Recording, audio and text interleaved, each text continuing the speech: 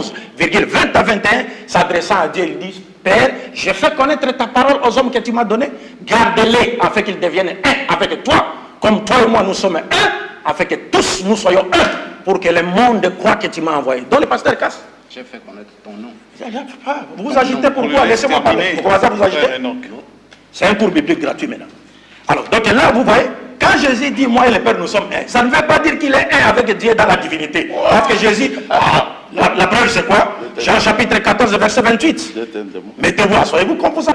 Ça ne veut pas dire que Jésus est devenu Dieu. Non, sinon, si ce terme devait conférer à Jésus les droits à la divinité, donc Jésus aurait aussi, donc Jésus était en train de demander à Dieu de faire également de ses disciples de Dieu comme lui. Parce qu'il dit, Père, j'ai fait connaître ta parole aux hommes que tu m'as donné. Ça, c'est le propre des prophètes de Dieu, de transmettre la parole. Jésus disait, personne ne peut venir à moi si le Père ne l'a voulu. Maintenant, si tu les gardes, c'est le propre de Dieu. Ils deviendront un avec toi, comme toi et moi nous sommes un, afin que tous, moi, toi et les apôtres, nous soyons un pour que le monde croit que tu m'as envoyé. Ça, c'est le pasteur Casse ne peut pas comprendre. Ils sont comme ça. Ça m'étonne, il n'a plus honte. C'est l'esprit de Mohammed. Allez-y, pasteur Casse. De terroriser les gens. Mais en fait, ça ne fait rien. Je réponds à leurs accusations. La parole faite chair qu'il a pensé corriger ici en parlant de la bombe, qui ne dispose même pas. C'est bien expliqué seulement dans Jean. La parole était Elohim. Et la parole a été faite chair. C'est-à-dire, Elohim était devenu un être humain. Fou. Moi, je crois à ça. Vous ne croyez pas? On pose la question. Vous avez traversé... On pose la question pour savoir si votre frère... Vous avez traversé le fleuve ici pour venir me faire croire à votre petite doctrine de l'enfer. On n'avait pas honte. On n'avait pas honte. Bon, restons dans les débats. Alors, ne parlez pas. Encore pour lui, 1 Corinthiens chapitre 8, le verset 5 à 6. Car s'il est vrai qu'il y a ce qu'on appelle des dieux, soit dans le ciel, soit sur la terre, comme en effet, il y a beaucoup de dieux et beaucoup de seigneurs. Mais pour nous, il n'y a qu'un seul Dieu, le Père, de qui viennent toutes choses, et nous sommes pour lui et un seul Seigneur, Jésus-Christ, par qui sont toutes choses et par qui nous sommes. Déjà ici, mon cher ami n'a pas pu nous faire la distinction sur les êtres qui sont appelés Dieu au ciel, tant sur la terre. Mais malgré qu'ils sont appelés Dieu, l'apôtre Paul est clair, bien que ces êtres soient appelés Dieu, par rapport à leur nature, à leur mandat et à leur mission, mais néanmoins, pour nous, il n'y a qu'un seul Dieu. Alors, j'aimerais encore le signifier, juste pour combler un peu son ignorance, que l'apôtre Paul même désigne Satan comme étant le Dieu de cet âge mauvais. Le mot est traduit par Dieu, c'est Théos. C'est le même mot. Satan est un Dieu, ça il ne le sait pas. Il est dit dans l'épître aux Corinthiens. Donc, bien que Satan étant un être céleste, il est Dieu, bien que Yeshua HaMashiach, en tant qu'être céleste existant dans la condition divine, comme tous les êtres célestes, sont des divinités. Mais je dois lui apprendre un concept qu'il ignore. Lorsqu'il traduit dans sa Bible, on lui traduit par Dieu très haut. L'expression traduite par Dieu très haut, c'est l'hébreu, El Elyon, qui signifie Elohim suprême. Mais qui dit Elohim suprême signifie qu'il y a des Elohim subalternes. Parce qu'on ne peut pas être suprême. Voilà. El Elyon, c'est l'Elohim suprême. Et on ne peut pas y avoir un être suprême s'il n'y a pas des êtres subalternes du même ordre. Et voilà pourquoi quand il va lire dans le psaume 45 et dans l'épître aux Hébreux, il a annoncé ceci. Il a dit, puisque tu as aimé la justice et tu as haï l'iniquité, voilà pourquoi, oh Dieu, ton Dieu t'a oint d'une huile de joie au-dessus de tes égaux ou de tes collègues. Ça se trouve dans sa Bible. Donc nous avons un Dieu, comme il avait aimé la justice et haï l'iniquité, son Dieu l'a oint au-dessus de ses égaux. Et là, nous voyons encore dans le psaume, il est dit, Dieu siège dans l'assemblée des dieux, il juge parmi les dieux. Donc l'expression Dieu ne doit pas troubler les gens.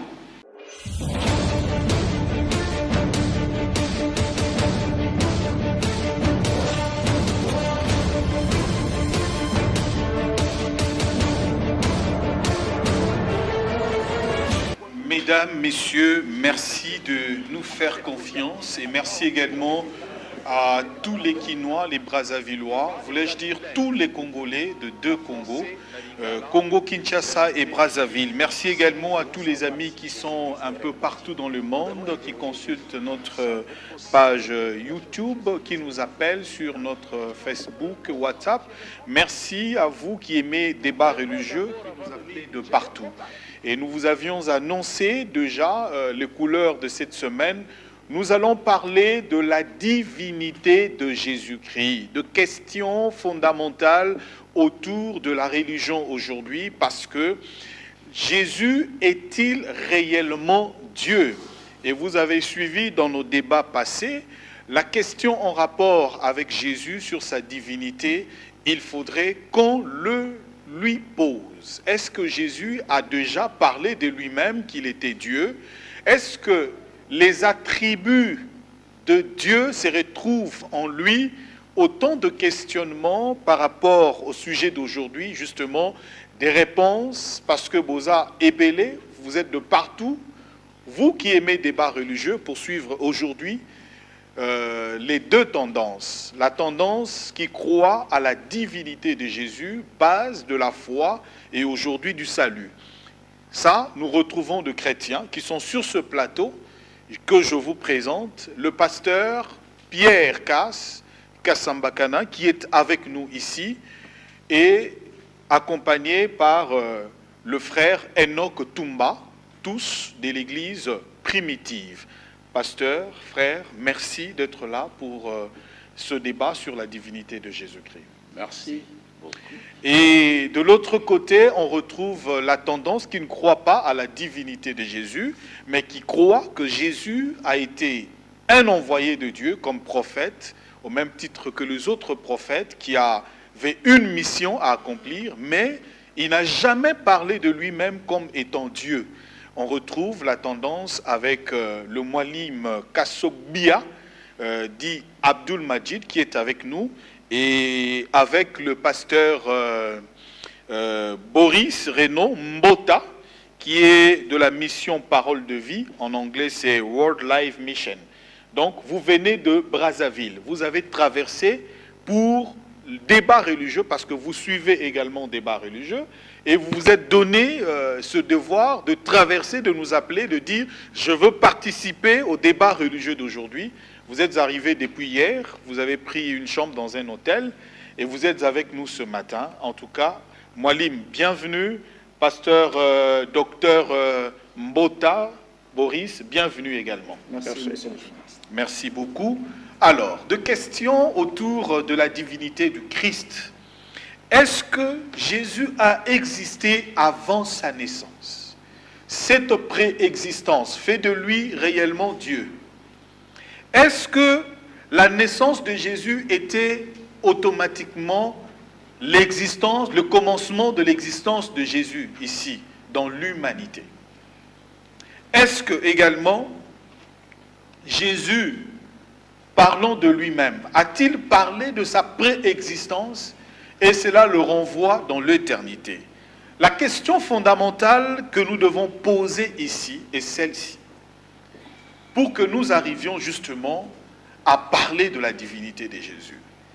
Qui est Dieu? Et quels sont les attributs qu'on peut retrouver chez Dieu? Et lorsqu'on aura répondu à cette question, eh bien, sur base de ces attributs, alors on pourra vérifier si Jésus remplit les critères de la divinité, de la déité. Alors, la question est posée d'abord au camp de Moualim et du pasteur Renaud Boris Mbota. Quels sont, selon vous ou selon les Écritures, les attributs qui appartiennent à Dieu? Vous avez 10 minutes. 5 minutes pour vous, 5 minutes pour Abdul Majid. Vous prenez la parole à 11h40, donc 11h50, la parole sera de l'autre camp. Merci, monsieur le journaliste. Je salue en premier lieu tous les téléspectateurs dans le nom du Seigneur. Et je crois que ce sujet est un sujet très capital. Il est l'un des sujets les plus importants que nous avons au niveau de la foi, concernant la personne même de Dieu. Nous devons d'abord noter que la question d'abord qui est plus fondamentale ici, c'est sur la connaissance de cet être suprême. Parce que le Seigneur Jésus, dans sa prière, dans Jean chapitre 17, le verset 3, il a dit « Or la vie éternelle est qu'ils te connaissent, toi, le seul vrai Dieu, et celui que tu as envoyé, Jésus-Christ. » Donc, si nous avons besoin de... Approchez-vous de votre micro, pasteur Reynaud, je peux vous aider. Merci beaucoup. Si nous attendons avoir la vie éternelle, nous devons alors avoir la connaissance, accéder à la connaissance du seul vrai Dieu et de celui qu'il a envoyé selon la prière du Seigneur. Regardons maintenant ici. Il faudra établir un parallélisme sur les attributs, la recherche des attributs, parce que si on parle de la divinité ce matin, c'est parce qu'il y a un message qui court aujourd'hui dans le monde dit chrétien, qu'on aura à rectifier avec les Écritures, que Dieu a tant aimé le monde qu'il est venu comme un homme afin de mourir pour nos péchés et nous offrir alors la vie éternelle. Ça, c'est le message qui est donné. Mais ce message n'est pas vraiment une reproduction, ou encore une répétition, ou encore un rendu exact du message biblique que nous allons examiner ici ce matin avec les Écritures. Alors, ce message, étant une contrefaçon criarde de la vérité, nous impose alors de regarder dans les Saintes Écritures pour retrouver réellement le vrai fondement de la foi qu'avaient les apôtres. Établir une analogie entre Dieu et Jésus, parce que les attributs qu'on aurait trouvés chez Dieu, on peut les retrouver chez Jésus, ce serait aller un peu trop bas, parce que je vais m'expliquer pourquoi. Parce que tout homme, tel que nous sommes, vous avez en vous, vous pouvez avoir en vous la même nature que votre Père, parce que vous faites partie d'une race. Vous avez la même nature, mais vous n'avez pas les mêmes attributions. Et dans le cas, par exemple, de Jésus, il faudra qu'on introduise d'abord en intro l'apôtre Paul, qui a posé le fondement de la foi chrétienne, a enseigné qu'il y a des êtres qui sont appelés des dieux. 1 Corinthiens chapitre 8, à partir du verset 5 jusqu'au verset 6. Il dit, nous savons qu'il y a des êtres au ciel qui sont appelés des dieux, et comme nous le savons qu'il y a plusieurs dieux, et il y a aussi des êtres sur la terre qui sont appelés des dieux et des seigneurs. Mais il conclut au verset 6, il dit, mais néanmoins pour nous, il n'y a qu'un seul Dieu, qui est le Père au-dessus de tout. Donc le fait qu'il y ait l'existence, le fait pour l'apôtre Paul d'avoir la connaissance des êtres qui sont appelés des dieux, parce que Dieu vient du terme hébreu Elohim, qui ne signifie pas, qui ne se rapporte pas toujours et absolument à l'être suprême, mais qui peut représenter un envoyé, un messager ou encore un mandaté divin, parce que même les prophètes, par exemple le cas de Moïse, il a été fait Dieu pour Pharaon, et les juges en Israël étaient des dieux, les rois étaient des dieux, même les spectres de mort, comme l'esprit de Samuel qui remontait du séjour des morts, c'était un dieu. Donc le terme Dieu, le fait que l'apôtre s'exprime ici, Dieu venant d'Elohim, le mot hébreu qui signifie un être fort et puissant, c'est-à-dire qui n'a plus les mêmes aptitudes naturelles de tous les hommes, qui est investi de certains pouvoirs et d'une certaine autorité, n'est pas une expression qu'on devait absolument attribuer à Jésus-Christ, comme étant le Dieu suprême, créateur du ciel et de la terre. Maintenant, si on établit l'analogie entre les deux, entre Jésus et Dieu, parce qu'on aurait retrouvé quelques attributs qui étaient chez Dieu, qu'on a retrouvé chez Jésus, ce serait complètement poser un mauvais fondement, parce que le problème ici, c'est de savoir, Jésus en venant, sa venue a été annoncée par les prophètes. Moïse et les prophètes ont annoncé sa venue, et quand il est arrivé, il a parlé de lui-même et de celui qu'il a envoyé. Les apôtres, qui étaient des témoins, on dit dans Actes chapitre 4, le verset 20, ne pouvons-nous pas rendre témoignage ou dire ce que nous avons vu et entendu. Et dans 2 Pierre chapitre 1er, le verset 16 au verset 17, l'apôtre Pierre s'exprime. Il dit que nous étions témoins sur la montagne. Nous avons vu comment la gloire magnifique est descendue et nous avons entendu la voix qui lui a parlé. C'était la voix du Père. Donc pour les apôtres, ils ont rendu témoignage de ce qu'ils ont vu et entendu. Et je peux dire ici en intro que aucun apôtre ou disciple du Seigneur, ni même lui-même de sa propre bouche, il n'y a pas eu de propos directs qui les lieraient à l'être suprême. Mais il a toujours témoigné, il a toujours parlé de celui qui était suprême comme étant son Père, et il s'est exprimé que celui-ci, ce dernier, était plus grand que lui, et il était envoyé pour faire sa volonté. Il vous reste ici, 4 minutes. Hein, ok, merci. Donc ici, le fondement de base que nous pourrons poser, c'est lequel? À savoir que les prophètes ont annoncé, parce qu'il faudra maintenant regarder, qu'est-ce que les prophètes ont dit du Messie qui devrait venir, et qu'est-ce que les disciples ont compris des enseignements messianiques, puisqu'ils ont marché avec le Seigneur. Qu'est-ce qu'ils ont compris? Et ce qu'ils ont compris, c'est ce qu'ils nous ont rendu.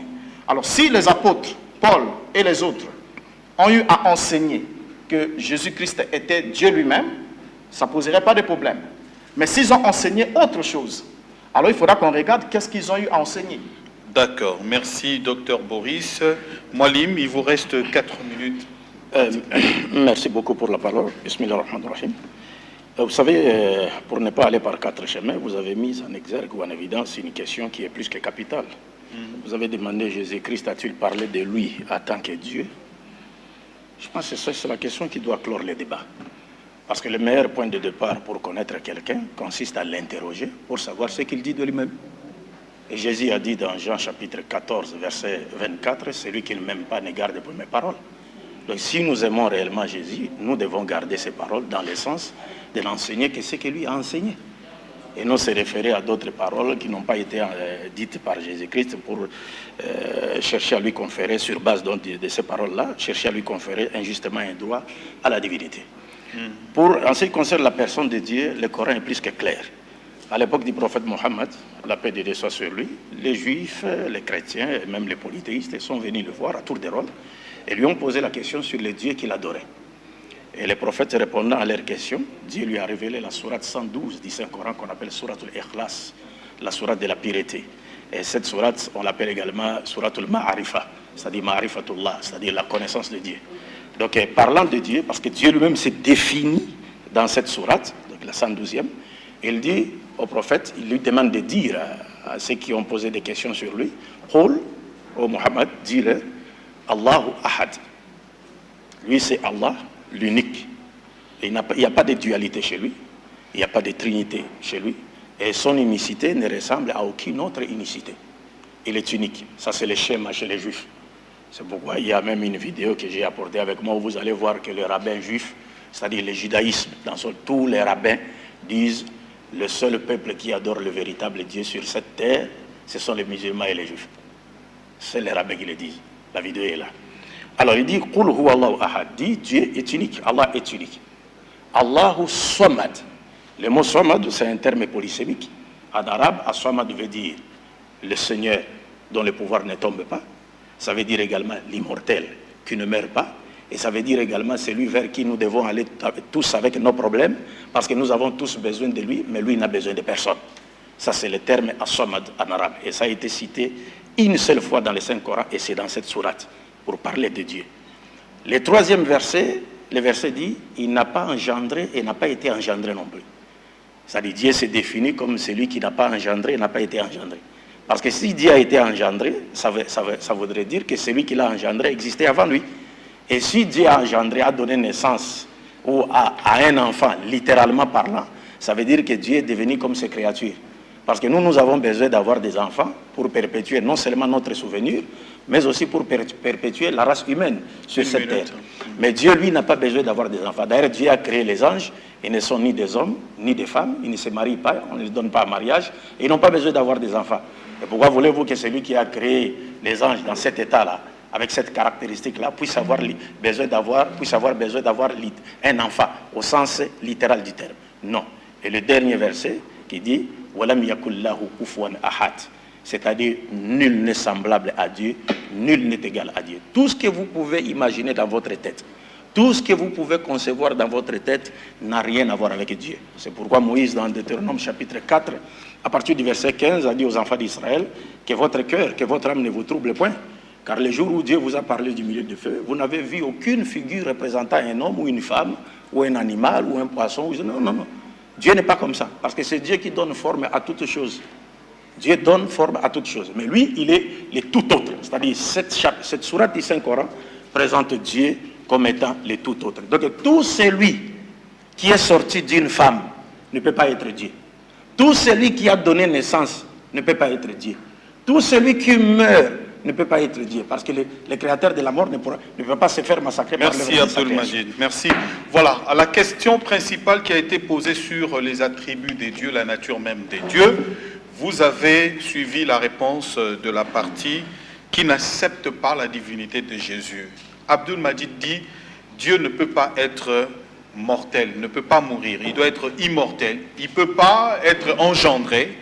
Vous avez suivi, et même les juifs témoignent, les rabbins juifs témoignent que le seul qui adore le vrai Dieu, ce sont les juifs et le musulman. Alors, pour le pasteur Boris, Dieu doit être un être fort et puissant, il doit être un être suprême, créateur du ciel et de la terre, dans le seul mot, Elohim, Dieu créateur. Alors, pour cela, Jésus ne peut pas être Dieu. Mais il faudrait aussi voir très bien, pasteur, que dans les épîtres, il existe plusieurs dieux. Paul a fait allusion. Et on pouvait même appeler de rois comme des dieux, des spectres comme des dieux également, parce que c'était comme des images de gens qui venaient, comme des êtres qui venaient d'un autre monde. Alors, la question est renvoyée du côté de chrétiens. Pasteur, êtes-vous d'accord, selon les Écritures qu'ils ont données, que Jésus n'est pas Dieu? Il ne remplit pas le critère. Vous pouvez être sûr qu'on a affaire ici à des vrais démons qui attaquent la supériorité du Créateur manifestée dans la chair, tué par leurs ancêtres, et il a prouvé qu'il est le Tout-Puissant en revenant à la vie, et il est monté au ciel. Ils peuvent tout dire, ils ne sauront pas changer le plan de Dieu. Ce sont de véritables antichrists. On ne peut pas discuter avec de tels esprits. Nous allons prendre notre temps pour simplement lire clairement la parole de Dieu. La parole ne peut pas être chez les musulmans. Non. Mahomet lui-même, quand il a commencé son mouvement, il voulait ramener les idolâtres à adorer comme les Yehoudim. Et il était surpris, il était très très impressionné par le mode de vie des Juifs qui gardaient la Bible. Donc, nous allons donner seulement les simples Écritures. Mais vous devez savoir que ces gens, on ne les appelle pas des croyants. Ça, ce sont des contradicteurs, fils du diable. Comment est-ce qu'on peut venir dire que Jésus n'est pas Dieu alors que chaque écriture dans la Bible ne dit que Yeshua HaMashiach, c'est lui le Dieu véritable et la vie éternelle. Je vais d'abord donner 1 Jean 5, verset 20. Ils ont parlé des disciples. 1 Jean 5, au verset 20. C'est un disciple qui est Yeshua, aimé plus que les autres. Et c'est même la conclusion du livre. Nous savons que le Fils de Dieu est venu. Déjà, quand on dit Fils de Dieu, on est en train de dire que le Fils de Dieu, parce que c'est le Fils de Dieu. Nous avons parlé avec ces esprits sur la semence du serpent. Est-ce qu'ils ont accepté? Non, mais ils ont échoué. Le serpent a sa semence. Et Dieu a sa semence. C'est Jésus qui est ici. Il est Dieu. En disant Fils de Dieu. Mais on atteste qu'il est Dieu. Le Fils de l'homme, il est non. Le Fils de Dieu est venu. Et qu'il nous a donné l'intelligence. On ne donne pas d'intelligence aux incrédules ni aux gens de l'islam. Non. Pour connaître le véritable, ça c'est la question de Jean 17, verset 3. La vie éternelle, c'est qu'ils te connaissent toi, le seul vrai Dieu, et celui que tu as envoyé, Yeshua HaMashiach. C'est lui qui a connu ça, il a la vie éternelle. Savoir que Dieu est un. Même nos ancêtres le savaient avant nous le christianisme. Ouais. Mais il faut connaître aussi son Fils, c'est ça la vie éternelle. Pour connaître le véritable. Et nous sommes dans le véritable. En son Fils, Yeshua HaMashiach. C'est lui qui est le Dieu véritable. Et la vie éternelle. C'est Yeshua HaMashiach qui est le Dieu véritable et la vie éternelle. L'apôtre dit, petits enfants, nous, gardez-vous des idoles. Yeshua lui-même dans Apocalypse, qui signifie révélation. L'apôtre Jean, le même apôtre, le voit. Le verset 6. Quel chapitre premier? Chapitre 1er, s'il vous plaît. Le verset 7. Voici, il vient avec les nuées et tout œil le verra, même ceux qui l'ont percé, il vient. Et toutes les tribus de la terre se lamenteront à cause de lui, comme maintenant, oui et amen. Maintenant lui-même il parle. Je suis l'alpha, un aleph, et l'oméga, ha-tav, la croix. Dit le Seigneur Dieu, Elohim, c'est lui qui est, que Jean voyait, parce que Jean le voyait, quand il écrivait ici, qui était avec eux dans la chair, qui était aussi avec tous les anciens prophètes. Yeshua était avec Abraham. Dans Jean 8, il dit, votre père Abraham a tressailli de joie de ce qu'il verrait mon jour. Il l'a vu, il s'est réjoui. Vous voulez me tuer, comme les deux ici. Vous voulez me tuer, pourquoi? Vous dites qu'Abraham c'est votre père. Mais le fils promis là à Abraham, c'est Yeshua, le Mashiach, c'est le sauveur. Et qui vient. Donc celui qui vient, si lui il dit qu'il est chrétien, lui il a fui Brazzaville, frère qu'il a ce mois, il y a des pointes noires, la frappe. Il fouille, il vient ici. Maintenant je le reconnais. Ah c'est bon? le démon de Brazzaville que d'autres frères a frappé sur la polygamie. Il est là, je vois là le visage. Il était dans le message. Ok, pasteur, je voudrais qu'on reste vraiment... Nous sommes là.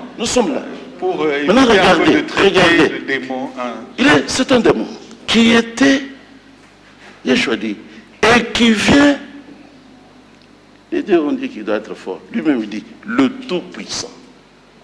Yeshua c'est le Tout-Puissant. Il n'y a pas quelqu'un d'autre. Quand vous allez à la fin, Révélation 22, toujours Yeshua, verset 6. Et il me dit, ces paroles sont certaines et véritables. Et le Seigneur, le Dieu des esprits des prophètes, le Dieu des esprits des prophètes, Elohim, a envoyé son ange pour montrer à ses serviteurs les choses qui doivent venir bientôt. Donc c'est le Seigneur Elohim, un seul. Verset 16, c'est moi, Yeshua. J'ai envoyé mon ange. 4 minutes. Hein? J'ai envoyé mon ange pour attester ces choses dans les églises. C'est dans les églises, la vraie église. Je suis le rejeton et la postérité du roi David. L'étoile brillante du matin. Et dans Jean 14, je vais laisser quelques temps à mon frère pour lire aussi. On ne va pas discuter. Jean 14, on a posé la question par un apôtre, Philippe, Seigneur, montre-nous le Père. Et cela nous suffit. Le Seigneur répond, mais Philippe, il y a si longtemps que moi je suis avec vous. Tu ne me connais pas. Tu ne m'as pas connu, Philippe. Mais c'est lui qui m'a vu. C'est le Père qui l'a vu.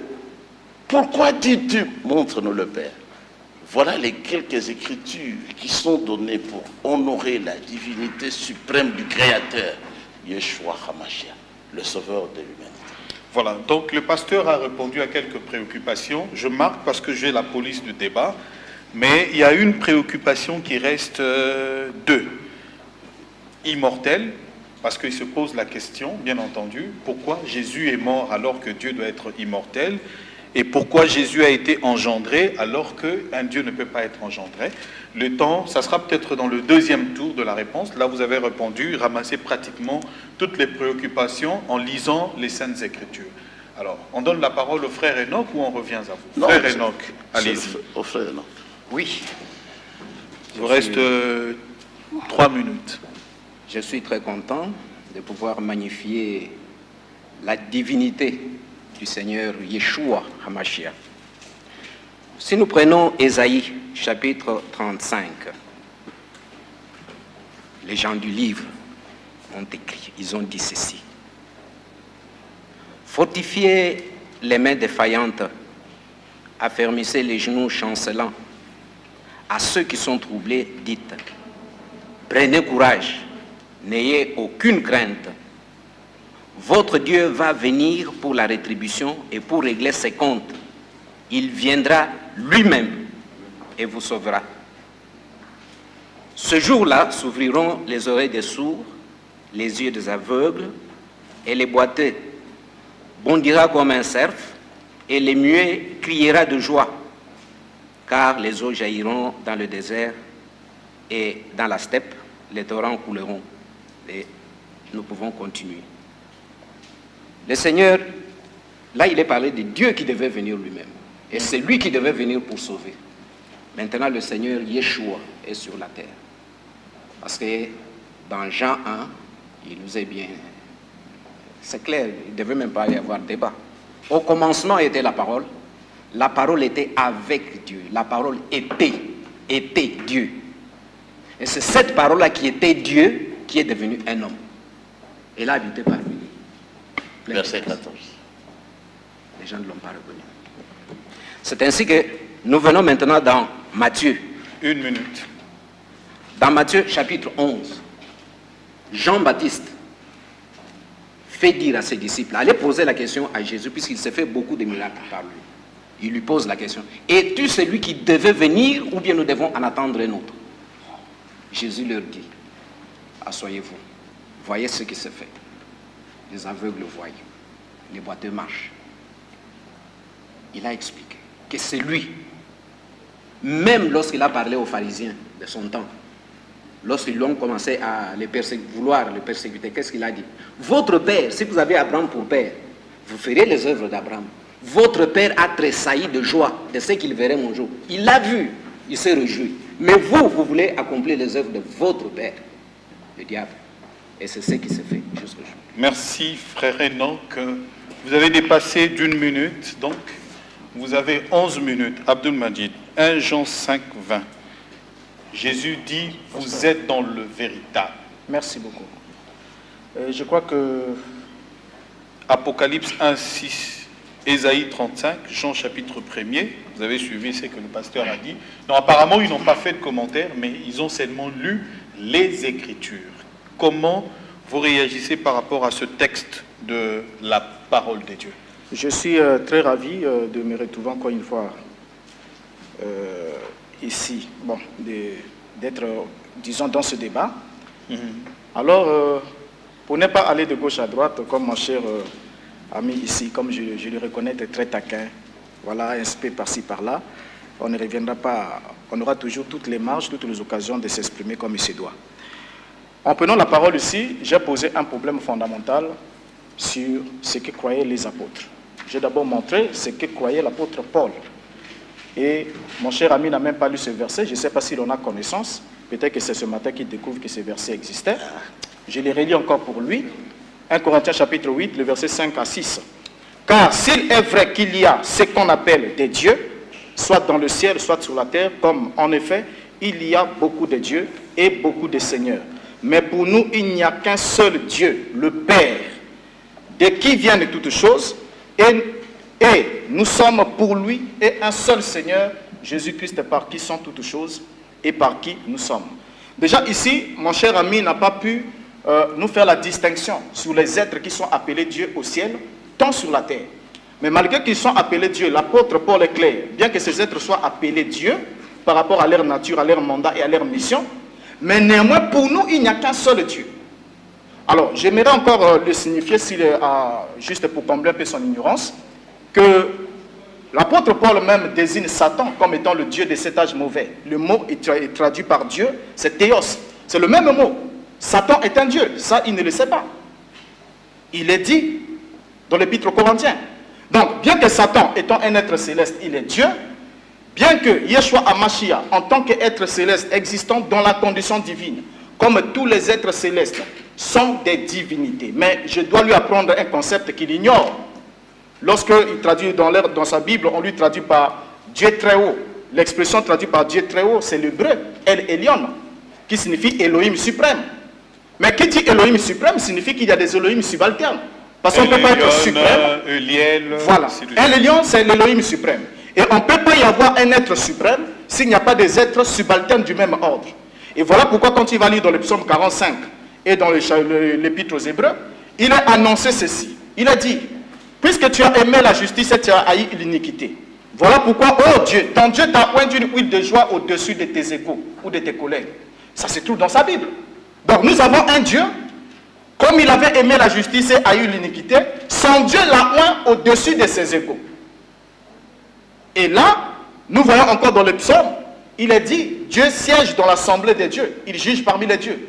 Donc l'expression Dieu ne doit pas troubler les gens. Maintenant, le fait que Satan soit désigné comme étant, soit appelé Dieu dans la Bible, ne fait pas de lui le Dieu créateur du ciel et de la terre.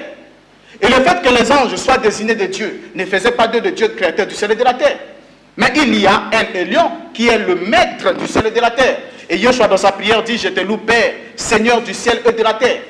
Et dans Jean 3, Jean 17, 3, il a dit, la vie éternelle est qu'ils te connaissent toi, le seul vrai Dieu. Et descendons un peu dans certains éléments qu'ils ont éparpillés. Voilà. Qu'ils ont éparpillés en bagaille. C'est vraiment 1 Jean 5, 25, 1 Jean 5, 20, c'est l'un des passages, je peux dire passage béquille, sur lequel s'appuie, parce qu'ils aiment ce passage-là, associé à Jean 1.1 que notre ami a donné ici. On va leur donner des petites leçons d'instruction là-dessus pour qu'ils comprennent ce mot. Mais dans ce passage de 1 Jean 5, 20, il est dit, nous savons que le Fils de Dieu est venu et il nous a donné de l'intelligence pour connaître le véritable. Et nous sommes dans le véritable en son Fils, Jésus-Christ, point. C'est lui le Dieu véritable et la vie éternelle. Maintenant, le problème se pose à quel niveau? Où est-ce que les gens ne comprennent pas? Nous voyons ici que l'épithète véritable est cité 3 fois dans ce verset. 2 fois, les mêmes épithètes véritables fait allusion au Père. Nous savons que le Fils de Dieu est venu, nous a donné l'intelligence pour que nous connaissions le véritable. Et nous sommes dans le véritable en son Fils. Son, prenons adjectif possessif. Nous sommes dans le véritable en son Fils, Jésus-Christ. Point. C'est lui. Et c'est le pronom grec, outos. Et lui ici n'est pas défini, n'est pas mis pour le sujet cité en second rang. Mais pourquoi est-ce qu'ils attribuent lui à Jésus-Christ, alors que le verset ne le dit pas? Et l'épithète véritable qui est cité 3 fois dans le verset, les 2 premières fois se rapportent directement au Père, et la 3e fois il veut nous dire que cela se rattache au Fils. Ça ne répond pas. Et là-dessus on peut donner, s'il faut donner un cours, une leçon de grammaire là-dessus pour qu'ils comprennent que le pronom outos qui est cité dans ce verset ne se rapporte pas au sujet cité en second lieu, parce qu'il y a 2 sujets qui sont mentionnés dans ce verset. Le mot véritable ou l'épithète véritable se rattache les 2 premières fois au Père, Dieu, et il est évident que la 3e fois, le même épithète doit se rattacher à celui sur lequel il s'est rattaché pour les 2 premières fois. Donc ce verset-là n'est pas suffisant pour dire que voilà, les apôtres enseignaient que Jésus était le seul vrai Dieu. Sinon, ce serait faire de Jésus un menteur quand il dit « Oh, la vie éternelle est qu'ils te connaissent, pas qu'ils me connaissent, moi le seul vrai Dieu. » Non. Mais pourquoi est-ce qu'on n'est pas assez courageux pour dire, répéter rien que le texte? Parce que si on n'a pas d'abord l'esprit de rester dans le texte, comment est-ce qu'on peut rentrer dans le contexte? Déjà, quand on n'est pas sur les textes, on ne peut pas rentrer dans le contexte. Donc on nous emmène ailleurs, on va se balader comme si on est dans une cour, je ne sais pas, au fait. Une école maternelle. Pasteur Renaud, oui? Je crois que Abdul Majid, vous serez tous d'accord avec moi, parce que nous sommes dans un passage qui constitue comme un soubassement pour l'autre camp. Évidemment, c'est un passage qui fait une démonstration. Est-ce que voudriez-vous, puisque les gens ont besoin de comprendre, que nous fassions une exégèse sur 1 Jean 5, 20 là, et la suite de la pensée? Parce que quand vous avez dit, comme ça vous aurez une continuité, dans la prise de parole, il vous restait 1 minute pour faire 5 minutes, mais on va vous la retourner. Le Fils de Dieu est venu pour nous faire connaître qui? Le véritable. Bien. Nous sommes dans le véritable, en son Fils Jésus. C'est lui le véritable. Est-ce que d'une manière claire, parce que c'est également en français, on peut nous faire comprendre ça? C'est lui, il y a point, c'est lui le véritable. Ok. Allez-y, pasteur Renaud.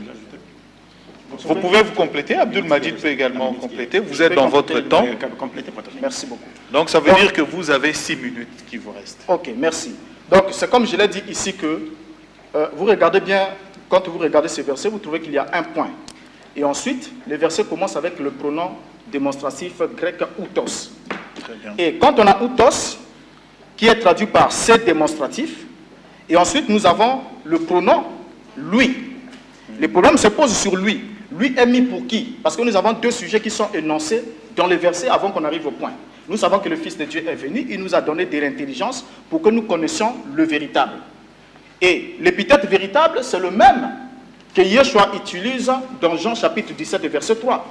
La vie éternelle est qu'ils te connaissent toi, le seul vrai. C'est le même mot. Toi, le seul vrai. Dieu est celui que tu as envoyé.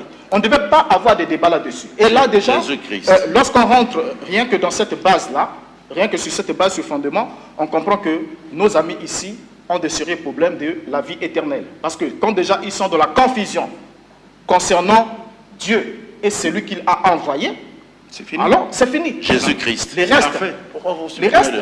Alors, maintenant, non, il faudrait que vous ajoutiez Jésus-Christ. Donc, oui, c'est celui qu'il a envoyé. C'est qu'il est crucifié encore. On voudrait vraiment, c'est un sujet délicat. Oui. Là, on relève encore la vie éternelle. Il faut qu'on la définisse très bien. C'est quoi la vie éternelle? Mais revenons d'abord sur ça, sur cette exégèse, et puis on va également voir les autres. Oui, vous pouvez aller. Allez-y, Abdul Majid. C'est-à-dire, c'est s'appuyer sur un arbre pourri, quoi.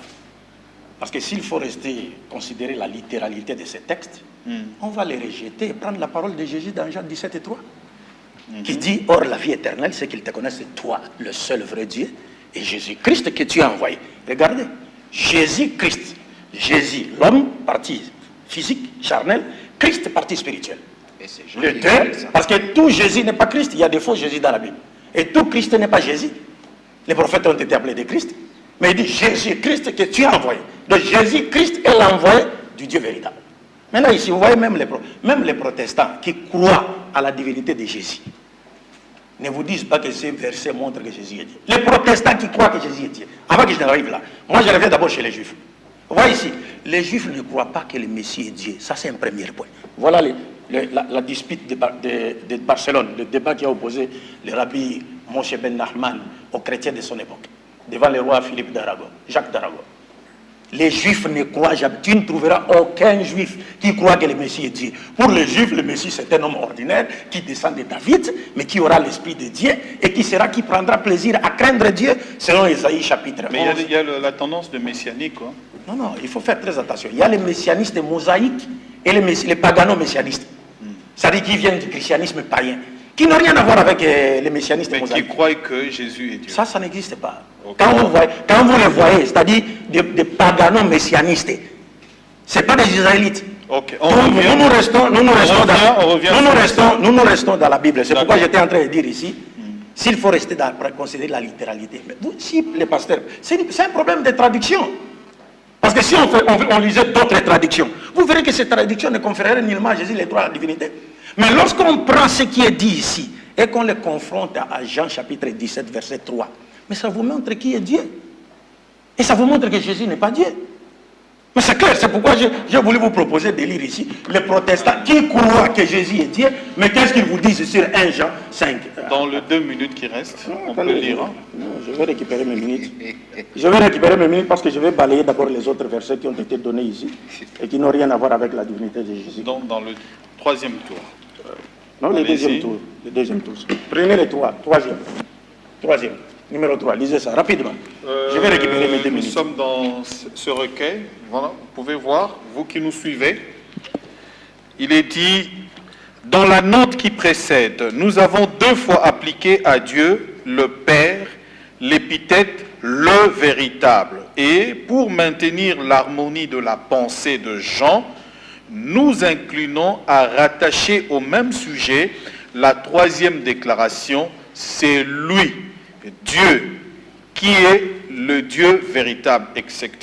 Ceux qui la rapportent à Jésus-Christ en donnent pour raison, premièrement, que le pronom désigne plus naturellement le sujet nommé en dernier lieu, secondo, que cette déclaration lui est le Dieu véritable, appliqué au Père, après que l'épithète de véritable lui a déjà été appliquée 2 fois, n'est plus qu'une répétition traînante et inutile. 3. Que les mots, la vie éternelle, sont habituellement attribués non à Dieu, mais au Fils des dieux. De son côté, l'opinion contraire s'appuie sur les observations suivantes. Le nom solennel de toute la pensée exige que la 3e déclaration se rapporte au même sujet que les 2 premières. Or, ce sujet, c'est Dieu le Père, non Jésus-Christ, qui n'est nommé ici qu'incidemment et comme médiateur de notre communion avec Dieu. Ce qualificatif, le Dieu véritable, n'est jamais appliqué à Jésus-Christ, quoique comme parole, il soit appelé Dieu. Mais il est appliqué par Jésus lui-même à Dieu, et cela en des termes qui les lui réservent exclusivement. C'est le Dieu véritable. 3. Donc il y a, c'est pour vous dire quoi? Abdul Majid, on a dépassé largement. On a dépassé. On a dépassé. Changez. Je vous en prie, Abdul Majid. On a vraiment dépassé. On a dépassé de 4 minutes. Il fallait que j'arrive mes 2 minutes. On a lu Abdul Majid. Mais c'était à votre compte. Vous êtes pour lire des preuves. Mais vous voulez que ce soit justement quand on donne et puis on doit continuer. Là pour lire des preuves. Je vous en prie. Les preuves, on ne les considère pas. Pasteur Cass, vous avez... Comment est-ce qu'on va évoluer dans Oui, je vais répondre à des esprits. Le premier tour, ils ont eux aussi fait seulement la lecture. Je vous en prie. Nous sommes comme ça. Allez-y, pasteur. Nous sommes déjà pasteur. sauvés. On n'a pas à se battre avec les esprits séducteurs. Pour lire encore, seulement lire. Et ceux qui suivent comprendront pourquoi ceux qui veulent débattre avec l'Église du Seigneur souffrent. Paul dit ceci aux Colossiens. Chapitre 1er, verset 25, et nous descendons. C'est d'elle, donc la bonne parole, que j'ai été fait ministre selon la charge que Dieu m'a donnée auprès de vous, afin que j'annonce pleinement la parole de Dieu, le mystère caché de tout temps et dans tous les âges. Vous vous rappelez de la question? L'accusation contre le prophète. Paul dit, c'était caché de tout temps dans tous les âges. Mais ce mystère est révélé maintenant. Ça ne veut pas dire qu'Abraham ne connaissait pas. Ça ne veut pas dire que Moïse ne connaissait pas. Ça ne veut pas dire que Jean-Baptiste ne connaissait pas. Il est même celui qui l'a présenté. Voilà l'agneau de Dieu qui ôte le péché du monde. Mais c'était révélé aussi au temps de Paul, pour les Colossiens, pour les Romains, pour les autres nations. Révélé maintenant à ses saints. On ne peut pas comprendre ça en lisant un livre des protestants. Eux-mêmes ne croient pas. On ne peut pas comprendre ça en lisant n'importe quoi ou en faisant la destruction des saints écritures. C'est un mystère caché. Il est révélé à ses saints. Maintenant, regardez. Dieu a voulu faire connaître la glorieuse richesse de ce mystère. C'est un mystère. Parmi les païens, nous sommes les païens. Savoir Christ. C'est ça le mystère. Christ ici, cet homme qu'on a vu, comme il l'a dit, homme ordinaire. Mais c'est quel homme qui fait des choses de façon merveilleuse? Il marche sur les eaux. Il touche les yeux des aveugles, il voit. Il parle aux morts. Il ressuscite. Il multiplie les pains. Il multiplie les poissons. Il guérit les malades. Qui est-il? Alors la réponse, c'est lui le Dieu véritable et la vie éternelle. Maintenant, je continue ma simple lecture. C'est à quoi je travaille. C'est à cela que nous travaillons aussi. En combattant avec la force de Christ qui agit puissamment en moi. C'est Christ qui donne la force de Saint-Esprit. C'est lui. Comme les apôtres l'ont dit. Maintenant, il est dit encore, je veux plus loin, verset 2. Afin qu'ils aient le cœur rempli de consolation, qu'ils soient unis dans l'amour et enrichi d'une pleine intelligence pour connaître le mystère de Dieu. Dieu est un mystère. Savoir Christ. C'est là qu'il y a la connaissance. Ce n'est pas pour rien qu'il a dit, pour que vous ayez la vie éternelle, vous devez connaître le seul, le véritable Dieu, et celui que ce Dieu a envoyé, Jésus-Christ. C'est lié. Je vous dis, Dieu est. Dieu est. Ça c'est vrai. Les démons aussi le croient. Et ils tremblent. Mais quand vous arrivez à la manifestation de ce Dieu-là sur la terre, vous injuriez la parole. Vous n'êtes pas sauvé. Vous ne pouvez pas avoir ni le pardon, ni quoi. Parce que dans Acte 20, il est dit, le pardon des péchés, nous l'avons obtenu par le sang de Dieu. Donc Dieu avait eu le sang. Comment? En naissant. C'est là que la cellule de vie avait été créée dans la matrice de Myriam. Quand les musulmans disent, Dieu ne peut pas naître. Mais c'est vrai, l'esprit ne peut pas naître. Mais ce qui était né, c'était le corps de Dieu. Dieu avait été habité là-dedans. Mystère dans lequel sont cachés tous les trésors de la sagesse et de la connaissance. Chapitre 1er, versets 15 à 17. Le Fils est l'image du Dieu invisible. Donc Dieu, le Dieu invisible que vous aimez là, il s'est manifesté, il s'est reflété en Yeshua. C'est lui l'image. Il est l'image du Dieu invisible. Le premier-né de toute la création. La question fondamentale était posée ici. Avait-il existé avant? Oui, mais bien sûr. Le premier-né de toute la création, car en lui ont été créées toutes les choses qui sont dans les cieux et sur la terre, les visibles et les invisibles, trône, dignité, domination, autorité, tout a été créé par lui, le Fils, et pour lui. Il est avant toute chose, et toute chose subsiste en lui. Il est même la tête du corps de l'Église, et il est le commencement, le premier-né. Je voulais encore dans Tite, pour poser la question. 5 minutes. C'est lui qui se dit chrétien. Quel est le chrétien de la Bible ici, depuis Pierre, a déjà prêché comme toi, a déjà pris position comme toi, ouvertement à la télévision, contre Jésus-Christ? Aucun. Regardez, dans le livre de Paul à Timothée,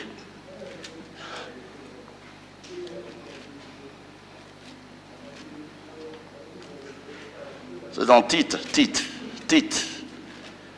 là qu'il y a un livre. Maintenant, regardez le verset 11. Non, d'abord 10. 9.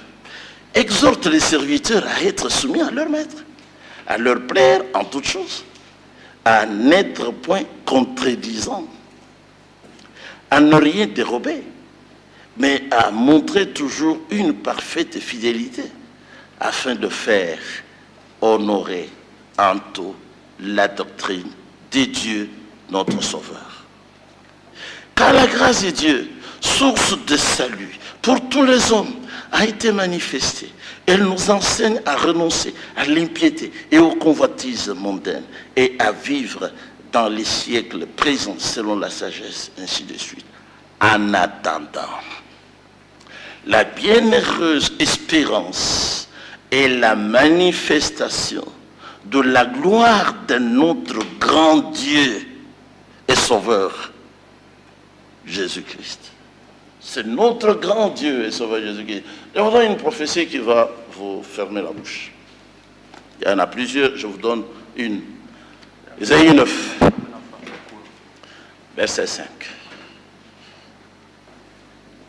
Car un enfant nous est né. 3 minutes. Tous les faux chrétiens croient aussi comme ça que Jésus était un enfant qui était né, bien sûr. Et la domination reposera sur lui. Voilà pourquoi on est contre lui.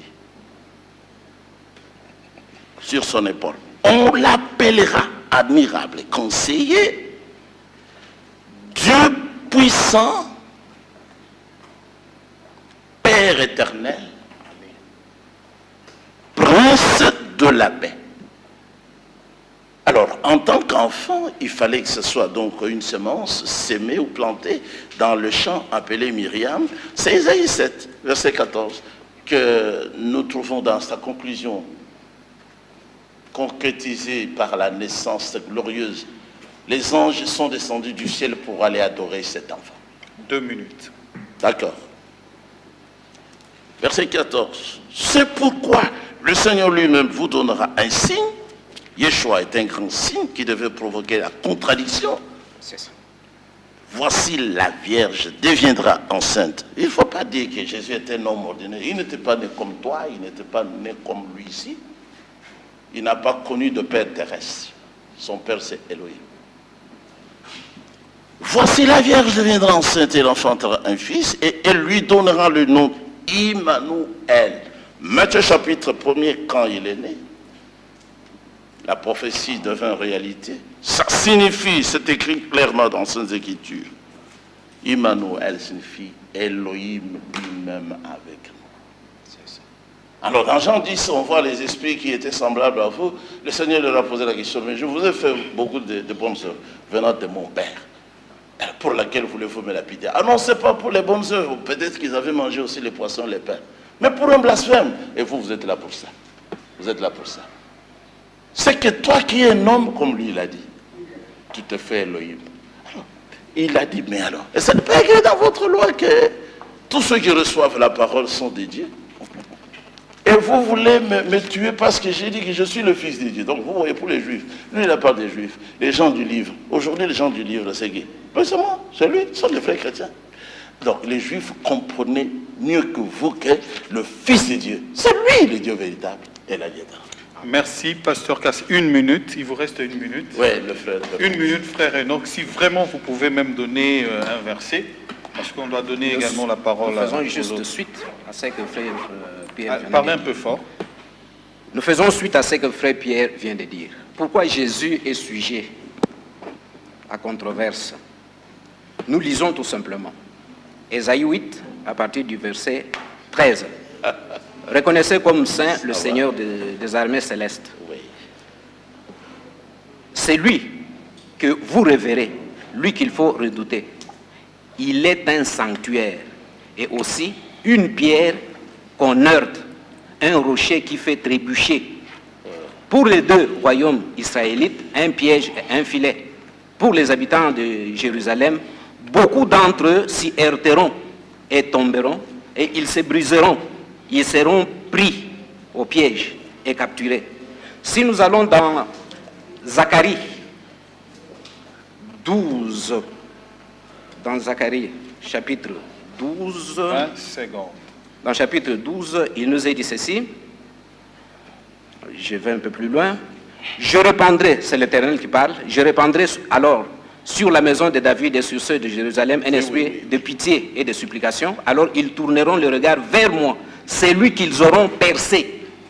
On nous dise quand est-ce qu'on a percé l'Éternel. Merci, frère Enoch. Abdul Majid, Ouais. pasteur Eno, automatiquement vous, vous réagissez. Ouais, hein, quand on a percé, c'est cela le problème Ok. des païens, c'est-à-dire qu'ils ne maîtrisent pas la parole de Dieu. Vous voyez, j'aimerais ici revenir directement, aller tout droit au but et prendre le verset auquel le pasteur Cass a fait allusion et qui n'exprime que son ignorance de la Bible. Regardez, d'abord en attendant, si vous l'avez suivi, il disait, parlant de Jésus, il parle de son père, il dit, son père c'est Elohim. Donc lui, son père c'est Elohim, mais lui-même est encore Elohim. Mais oui, c'est ça le paganisme. Et ça montre clairement que ce sont des catholiques. Parce que c'est au concile de Nicée que la divinité de Jésus-Christ a été imposée à l'humanité tout entière. Branham en a parlé, mais il n'a pas fait allusion à Arius. Parce que s'il a parlé d'Arius, il se serait contredit. Parce que lui, il défend la divinité de Jésus, alors qu'Arius niait la divinité de Jésus. Mais Branham a parlé du concile de Nicée. Il a parlé des gens qui ont été persécutés au concile de Nicée pour avoir dit la vérité. Or, ceux qui ont dit la vérité au concile de Nicée, c'était Arius et ses partisans qui ont rejeté la divinité de Jésus-Christ. Branham, le pasteur Cass et les autres sont des catholiques. Ce n'est pas pour rien que les catholiques disent de Marie qu'elle est la mère de Dieu. Mais le Dieu dont Marie est la mère, c'est qui? Mais c'est Jésus, non? Ce sont des catholiques. Alors, Regardez, il a donné un premier... Il y a des versets qu'il a donnés avant. Jean chapitre 14, verset 6. Il dit, ce verset confère à Jésus les droits à la divinité. Quand Jésus, Philippe lui pose la question, Seigneur, montre-nous le Père. Jésus répond, mais depuis que je suis avec vous, vous ne m'avez pas encore vu. Celui qui m'a vu a vu le Père. Donc pour les pasteurs casse, quand Jésus dit celui qui m'a vu a vu le Père, ça veut dire qu'il est Dieu. Vous voyez comment les païens interprètent la parole du Christ? Celui qui voit Jésus voit Dieu. Mais est-ce que celui qui tue Jésus tue Dieu? Non. Qu'est-ce que signifie celui qui m'a vu a vu le Père? Jean chapitre 5, verset 37, Jésus dit, personne n'a jamais vu Dieu ni n'a entendu sa voix. C'est Jésus qui parle. Pourtant, le même Jésus a dit devant à ses apôtres, celui qui m'a vu a vu le Père. Mais qu'est-ce que signifie celui qui m'a vu a vu le Père? Voir Jésus, c'est voir Dieu, mais ce n'est pas dans le sens de le percevoir. Parce que Jésus était sur terre, il adorait Dieu. Jésus était sur terre, il priait Dieu. Mais qu'est-ce que signifie celui qui m'a vu a vu le Père? C'est clair. Dieu a dit à Moïse, personne ne peut me voir et vivre, il mourra. Mais voir Dieu dans le langage des prophètes, là, quand Jésus dit celui qui m'a vu a vu le Père, c'est parce que Dieu a constitué Jésus pour être son représentant dans la transmission de sa volonté. Jésus disait, ma nourriture est de faire la volonté de celui qui m'a envoyé. C'est-à-dire, le Christ est venu ordonner ce que Dieu a ordonné, interdire ce que Dieu a interdit. En voyant Jésus, vous voyez Dieu dans le sens de le connaître parce que vous êtes en face de son messager. Celui qui voit l'ambassadeur de la RDC en Belgique, il voit le président de la République démocratique du Congo, mais comme il n'est pas là-bas, laissez-nous parler. Ne vous agitez plus. Alors, même il a donné, il a parlé la même chose, il a fait allusion à Jean, chapitre 10, où Jésus a dit à ses disciples, moi et le Père nous sommes un. Et les disent, oh, tu blasphèmes. Oui, mais parce que les Juifs n'ont pas compris le langage de Jésus. Quand Jésus dit, moi et le Père nous sommes un, est-ce que ça veut dire qu'il est devenu Dieu? Il était. Ah, oui, il était Dieu, comme le dit le pasteur Casse. Non, pas du tout. Parce que Jésus dit dans Jean 17, 10 à 11, 20 à 21, s'adressant à Dieu, il dit, Père, j'ai fait connaître ta parole aux hommes que tu m'as donnés, garde-les afin qu'ils deviennent un avec toi, comme toi et moi nous sommes un, afin que tous nous soyons un, pour que le monde croit que tu m'as envoyé. Donc le pasteur Casse. J'ai fait connaître ton nom. Vous vous agitez pourquoi? Laissez-moi parler. Pourquoi ça vous agitez? C'est un cours biblique gratuit maintenant. Alors, donc là, vous voyez, quand Jésus dit, moi et le Père, nous sommes un, ça ne veut pas dire qu'il est un avec Dieu dans la divinité. Parce que Jésus, la preuve c'est quoi? Jean chapitre 14, verset 28. Mettez-vous, soyez-vous qu'on vous enseigne la Bible, pasteur. Jean chapitre 14, verset 28, Jésus dit, le Père est plus grand que moi. 1 Corinthiens chapitre 11, verset 3, Pierre dit, je veux cependant que vous sachiez que Christ est le chef de tout homme, l'homme est le chef de la femme, et Dieu est le chef de Christ. Donc, quand on dit, moi et le Père, nous sommes un, ça ne veut pas dire que Jésus est devenu Dieu. Non, sinon, si ce terme devait conférer à Jésus les droits à la divinité, donc Jésus aurait aussi, donc Jésus était en train de demander à Dieu de faire également de ses disciples de Dieu comme lui. Parce qu'il dit, Père, j'ai fait connaître ta parole aux hommes que tu m'as donné. Ça, c'est le propre des prophètes de Dieu, de transmettre la parole. Jésus disait, personne ne peut venir à moi si le Père ne l'a voulu. Maintenant, si tu le gardes, c'est le propre de Dieu. Ils deviendront un avec toi, comme toi et moi nous sommes un, afin que tous, moi, toi et les apôtres, nous soyons un pour que le monde croit que tu m'as envoyé. Ça, c'est le pasteur Casse ne peut pas comprendre, ça peut lui causer la constipation psychique. C'est clair. Alors, il est venu, l'autre même a donné Ésaïe chapitre 35. Mais c'est trop malheureux, avec Zacharie qui vient de donner. Alors, l'Éternel viendra lui-même. Mais écoutez, mes chers frères, apprenez bien votre Bible. Les mouvements de monter, descendre, aller, revenir, ce sont des mouvements qui appartiennent aux créatures, qui n'ont rien à voir avec les créateurs. Qui créent. Laissez-moi parler. Vous agitez, vous commencez à vous agiter. Je n'ai pas encore frappé. Parce que lui, il a dit qu'Akila ça a frappé. Il a dit qu'Akila ça a frappé. Moi, j'ai participé au débat. Il a été sérieusement frappé. J'étais bravo avec lui. C'est ton frère. Alors je continue. Vous étiez mon frère dans la polygamie. Lui ici. Vous étiez mon frère dans la polygamie. Oui. Ah bon, ça va, allons-y alors. Laissez-moi parler. Laissez-moi parler. J'étais votre frère dans la polygamie. Frère d'Adam. Ne veut pas la voir. Ah non, laissez pasteur, laissez. Je reviens, regarde cette ignorance. On lit Jean chapitre 1, verset 14. Et la parole a été faite chair. Chair, donc Jésus, Dieu est devenu chair sur la terre. Et avez-vous compris ce verset? Parce que la parole faite chair, selon votre interprétation erronée, qui est donc Jésus, mais il est en train de se faire baptiser par Jean-Baptiste sur terre. Dieu parle Dieu des cieux. Celui-ci est mon fils bien-aimé qui a toute mon affection. Le Saint-Esprit descend sur lui. Quelle est la différence qui existe entre la parole qui s'est fait entendre Dieu des cieux, qui est Dieu, qui pouvait encore créer une autre créature, comme Jésus, en la faisant naître d'une femme vierge, comme Marie. Qu'est-ce que signifie la parole a été faite chair? C'est ça votre problème. Prenez ce cours gratuit, pasteur. Alors, quand on dit la parole a été faite chair, ça ne veut pas dire non. D'abord, ça signifie quoi? Ça va. Quand on dit la parole a été faite chair, la réponse est donnée dans Hébreux chapitre 10, versets 5 à 7. On dit, c'est pourquoi le Christ entrant dans le monde a dit, tu n'as voulu ni sacrifice, ni holocauste, ni offrande, mais tu m'as formé un corps. Qui lui a formé un corps? Dieu. Par quoi forma-t-il le corps de Jésus? Par la parole. L'ange Gabriel va dire à Marie, elle deviendra enceinte. Par la parole de Dieu qui ne retourne jamais stérile, Jésus a été façonné dans l'utérus maternel de sa mère, sans l'intervention du gamète mâle. C'est pourquoi il termine le verset en disant, c'est pourquoi je dis, je viens pour faire, oh Dieu, ta volonté. Il était là pour faire la volonté de Dieu. C'est pourquoi Luc chapitre 6, verset 12 nous dit, en ces temps-là, Jésus monta sur la montagne pour prier. Et il passa toute la nuit dans la prière à Dieu. Mais vous passez toute la nuit sur cabine dans la prière Jésus. Qui priait-il? Je termine avec les derniers versets. Jean chapitre 9, verset 17. 4 minutes. Jésus guérit un aveugle de naissance. On demande à cet aveugle, que dis-tu de celui qui t'a rendu la vue? L'aveugle répond, c'est un prophète. Mais regardez vous qui êtes voyants là. Si on vous demande qui est Jésus, vous allez dire il est Dieu. Maintenant entre vous et cet aveugle biblique qui est véritablement aveugle. Mais c'est vous. Vous êtes des païens. Après, non, calmez-vous, pasteur. Non, je suis calme, tu as trompé. Voilà. Laissez-moi parler. On le laisse. Vous êtes chasser le parole. Retenez-la. Oui, l'aveugle, Jean 9. Ok. Voilà, très bien. Allez-y, Abdul Majid. Je laisse au pasteur. Je voulais lancer une bombe. Mais lancez, allez-y. Non, parce que ça fait des minutes. Il reste 3 musulmans, ils trompent. Je pense que je donne la bombe. Regardez maintenant. Regardez, nous sommes en face des païens romains, des catholiques. Luc chapitre 7, verset 16. Jésus-Christ ressuscite un mort. Les Juifs qui ne croient pas à la divinité du Messie, jusqu'à aujourd'hui, ils croient au Messie, mais ils ne croient pas qu'il est Dieu. Voyant les miracles que Jésus a accomplis en ressuscitant un mort, les Juifs ont dit, Dieu a visité son peuple, car un grand prophète a apparu parmi nous.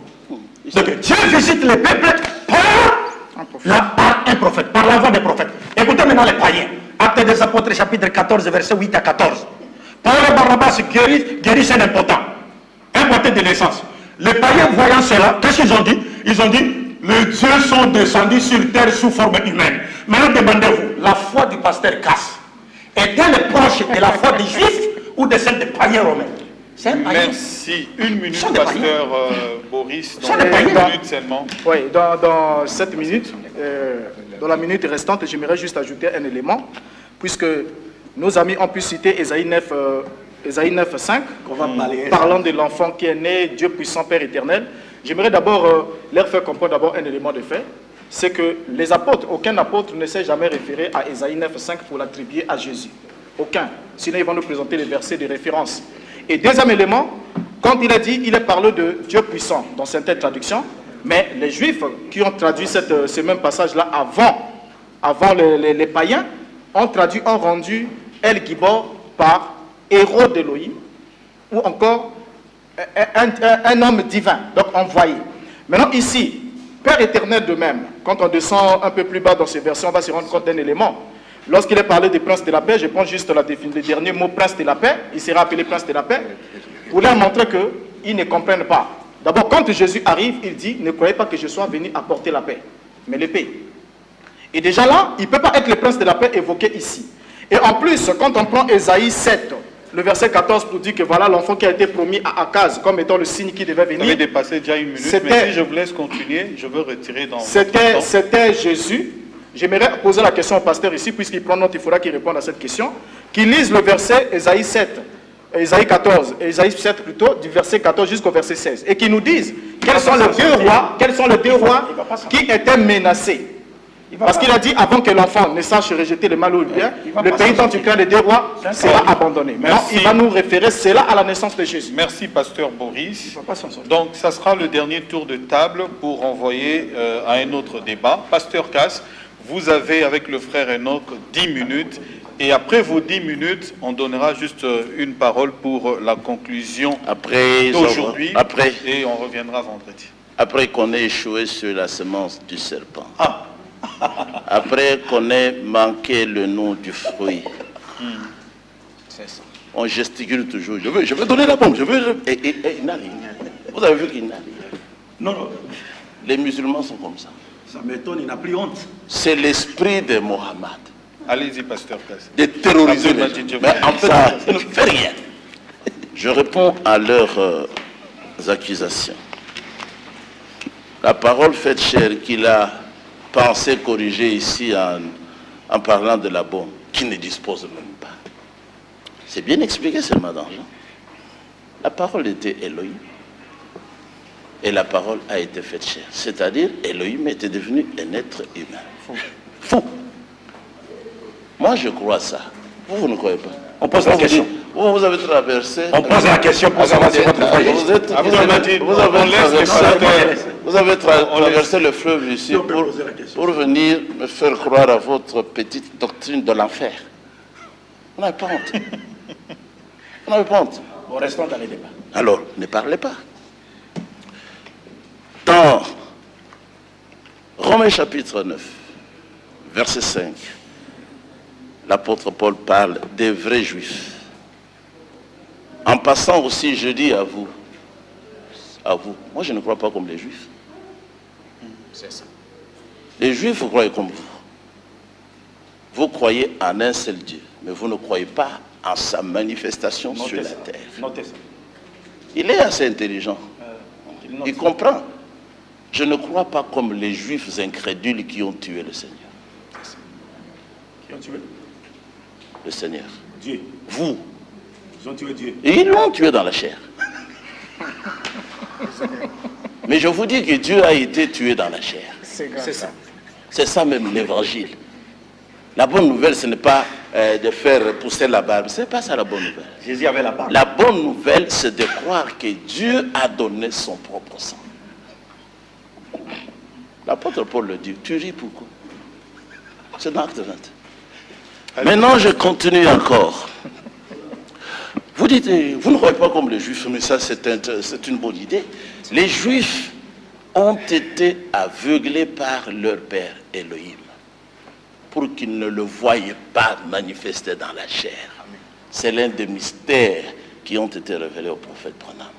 L'apôtre Paul avait déjà parlé en son temps, dans Romains 11. Ne devenez pas orgueilleux, vous, les païens, parce que les Juifs ne croient pas. Romains 11. Une partie d'Israël, donc des Juifs, est tombée dans l'endurcissement pour que la totalité des païens élus entrent dans la foi. Ce n'est pas tous les païens. Même chez les païens, il y a l'élection aussi. Et lorsque la totalité aura été reçue dans la foi, alors le libérateur viendra des Sions. Toujours le même qui était percé, il viendra des Sions avec les cicatrices pour montrer qu'il est éternel après qu'ils l'ont tué. Il est ressuscité, il n'a fait que 3 jours. Qui l'a ressuscité? Mais Mahomet qui l'a ressuscité. Non, Mahomet il est où? Non, Mahomet est mort. Il est vivant. Depuis qu'il est mort, on ne fait que changer de chevaux. Répondez à la question. On ne fait que changer de chevaux. Répondez à la question. Mais Yeshua, il regarde celui-là qui est endoctriné. Yeshua est sorti de la tombe. Le frère Pierre que je suis entré dans cette tombe, moi, pour confirmer la victoire sur tous les démons ici. Yeshua est sorti, il est allé au ciel. Aujourd'hui, nous nous tenons ici avec la révélation de la parole. C'est une preuve. Vous cherchez quelle preuve encore? Alors, les Juifs ont été aveuglés. Paul dit dans 2 Corinthiens chapitre 3, depuis le verset 17, si notre évangile, notre message est encore voilé, il est voilé pour les incrédules. Pour les gens dont le Dieu de ce monde a aveuglé l'intelligence. Pour qu'ils ne voient pas ce qui est sur la face de Christ. Aussi, vous avez dit le Père est plus grand. Mais tout à fait vrai. Le Père est plus grand, c'est l'Esprit. L'Esprit est plus grand que le corps. Dans Jean 6, il a parlé avec vos ancêtres. Il a dit, vous êtes scandalisés, pourquoi? La chair ne sert de rien. C'est l'Esprit qui vivifie. Donc le Père était plus grand. C'est vrai, parce que l'esprit est illimité, mais la chair de Yeshua, on ne voit pas que vos ancêtres l'ont poursuivi, l'ont arrêté, l'ont frappé, on a arraché la barbe, on l'a mis à mort. Ça, c'est la chair. Mais il est ressuscité pour ne plus mourir. Donc, ça, ce sont des petites idées. Lui, il a parlé d'être le prince de la paix. On termine dans 4 minutes vous moquez pour pas. un autre programme. Ne vous moquez vraiment pas du prince de la paix. Il n'était pas venu pour apporter la paix. Il était venu pour annoncer le combat. Est-ce qu'ici, on ne combat pas? Nous combattons. Mais voilà, quand il aura tout fini, il reviendra pour régner dans le millénium en tant que prince de paix, le véritable polygame, le roi Shlomo. Merci, pasteur. Merci, Abdul Majid. Merci. Alors, il y a 2 questions sur lesquelles on n'a pas encore répondu, mais les débats est équilibré. Et nous allons évoluer comme ça dans cet équilibre parce qu'il nous faut également passer par l'exégèse de certains mots qu'on peut également nous recommander ici. Il y a par exemple Jean chapitre 8 où Jésus parle avant qu'Abraham fut, je suis. On va prendre des terminologies grecques et par exemple, qui parle de l'infini, ainsi de suite. On reviendra sur ça vendredi, et parce que ce sujet est vraiment un grand sujet à controverse. Depuis le IVe siècle, le débat sur la divinité de Jésus a élu domicile. Et c'est cela qui divise pratiquement toutes les tendances aujourd'hui.